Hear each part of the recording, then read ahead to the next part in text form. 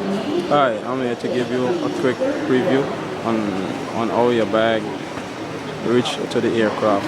First, the bag, after the scan through this machine, where will come to the other side.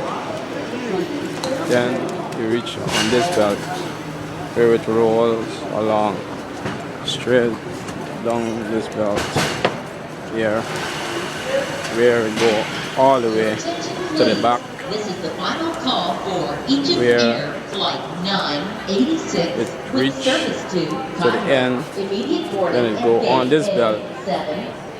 using this pedal all the way to the end on the main conveyor belt, which it go For Egypt to the Air bag Flight room 986 where it head with to the service aircraft. Cairo, now boarding at gate A7. And I'm gonna show you what I'm talking about.